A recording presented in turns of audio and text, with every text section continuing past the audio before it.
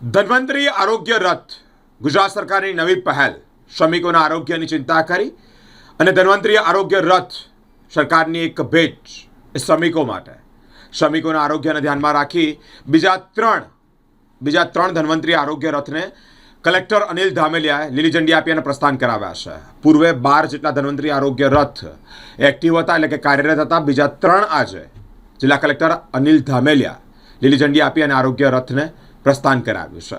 Total 15 જેટલા આ ધન્વંતરી આરોગ્ય રથ શ્રમિકોના આરોગ્યને ધ્યાનમાં રાખી અને કાર્યરત થયા છે. જિલ્લાના શ્રમિકોના સ્વાસ્થ્યની રક્ષા માટે ગુજરાત સરકાર દ્વારા વધુ એક મહત્વનું કદમ ઉઠાવવામાં આવ્યું છે. વડોદરા જિલ્લા કલેક્ટર શ્રી અનિલ ધામેલિયાના વરદ હસ્તે વધુ ધન્વંતરી આરોગ્ય રથનું લોકાર્પણ કરવામાં આવ્યું છે. લીલી ઝંડી બતાવી અને પ્રસ્થાન કરવામાં આવ્યું છે. અગાઉ જિલ્લામાં 12 રથ કાર્યરત હતા, તે વધીને હવે 15 થયા છે.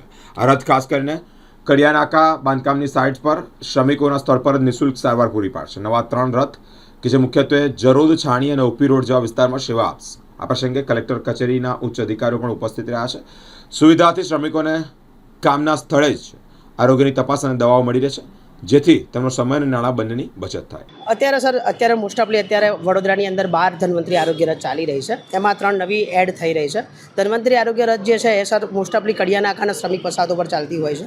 તો મોસ્ટ ઓફલી અહીંયા જેટલી પણ નવી સાઇટો અને જે નવા કડિયાનાકા બનતા હોય છે, એમાં જેટલા પણ મજૂર લોકો કામ કરતા હોય છે, એના માટે આ વ્હીકલ એમ્બ્યુલન્સ ચાલુ કરી છે.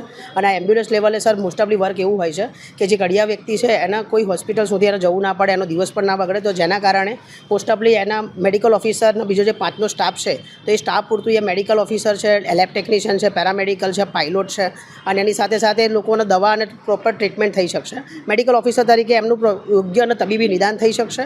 લેબ ટેકનિશિયન દ્વારા એમના જેટલા પણ ટેસ્ટ છે, HB છે, શુગર છે, યુરિનના ટેસ્ટ છે, એ આરામથી થઈ શકશે. અને એની સાથે સાથે અમારી લેબર કાઉન્સિલરની પણ એક પોસ્ટ છે કે જેના કારણે લેબર કાઉન્સિલમાં એમને ઈ શ્રમ કાર્ડ છે, ઈ નિર્માણ કાર્ડ છે, જેના કારણે જેટલી પણ ગવર્મેન્ટની વિવિધ યોજનાનો લાભ મળી રહ્યો છે, એ દરેક યોજનાનો લાભ એ વ્યક્તિ સુધી પહોંચી શકે, એ અમારો હેતુ હોય છે. આ ગાડીની અંદર મોસ્ટ ઓફલી લેબ ટેસ્ટ બધા થતા હોય છે. ઓપીડી લેવલે જે તાવ, શરદી, ખાંસી, ઉધરસ પ્રાથમિક સારવાર એમને પૂરી પાડવામાં આવે છે. અને લેબર કાઉન્સિલર તરીકે એમના મોસ્ટ ઓફલી જેટલા પણ નિર્માણના ઈ શ્રમ કાર્ડ હોય છે અને વિવિધ સરકારી યોજનાનો લાભ પણ આમાં લઈ શકાય છે.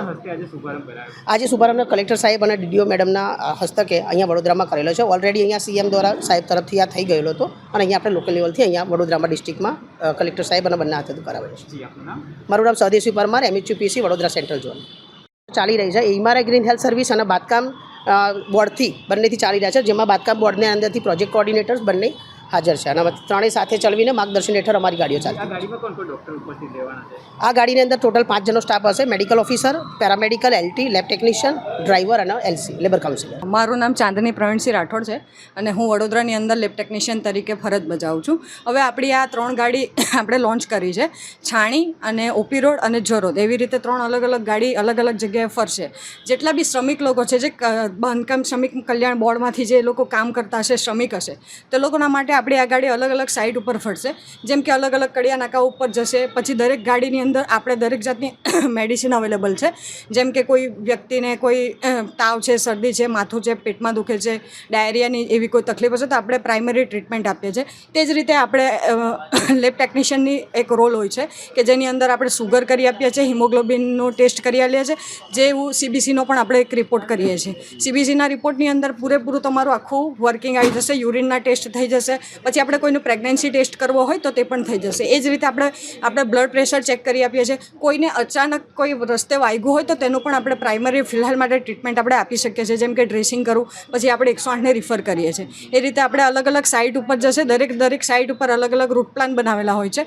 જેમ કે આજે જે છાણી છે, તો છાણીના દરેક એરિયાની અંદર જેટલા પણ બાંધકામ શાખાઓ ચાલતી હશે, એ દરેક બાંધકામ શાખાઓમાં અલગ અલગ જગ્યાએ જઈ અને આપણે પૂરતું મેડિસિન એ લોકોને પ્રોવાઈડ કરીએ છીએ. હા, શ્રમિક લોકોને પણ એના રિલેટેડ ઘણો ફાયદો થાય છે.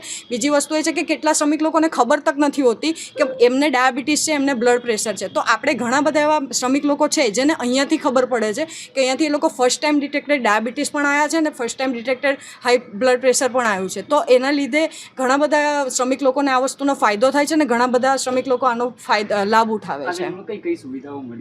એમાં એક આપણે શ્રમિક કલ્યાણ બોર્ડમાંથી આપણે ઈ નિર્માણ કાર્ડ કાઢીએ કાઢીએ છીએ. ઈ નિર્માણ કાર્ડની અંદર અલગ અલગ રીતે શ્રમિક લોકો કામ કરતા હોય, જેમ કે બાંધકામ પર હેલ્પર હોય, કલર કામ કરતા હોય, કન્સ્ટ્રક્શન સાઇટ ઉપર જે કળતર કામ કરતા હોય ને એના માટે હોય છે. પછી આપણે મેશનનું કામ કરતા હોય, પછી બીજે અલગ અલગ કામ કરતા હોય તેના માટે આપણે એક ઈ નિર્માણ કાર્ડ કાઢીએ છીએ. ઈ નિર્માણ કાર્ડની અંદર એવું હોય છે કે એ લોકોને અલગ અલગ પ્રકારના વિવિધ બેનિફિટ્સ મળે છે. જેમ કે એ લોકો જે જગ્યાએ કામ કરે છે અને કામ કરતાં કરતાં એ લોકોને કશુંક થઈ જાય છે તો આપણે ગુજરાત સરકાર એમને ઇન્સ્યોરન્સ તરીકે પૈસા આપે છે.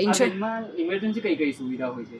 ઇમરજન્સીની કોઈ સુવિધા મેડિકલને લઈને બધી જાતની સુવિધાઓ આપણને મળી જશે. જેમ કે અલગ અલગ પ્રકારની દરેક મેડિસિનો મળી જશે. દરેક તાવ, શરદી, ખાંસી, માથું, પેટમાં દુખે, શરીર દુખે, પછી આપણને ડાયરિયા છે, પછી ડિહાઇડ્રેશનની પ્રોબ્લેમ છે, એના માટે ગ્લુકોઝનો પણ અવેલેબલ હોય છે. તો એ અલગ અલગ પ્રકારની દરેક જાતની સુવિધાઓ આ ગાડીની અંદર મળી જશે. મારું નામ ચાંદની પ્રવીણસિંહ રાઠોડ છે.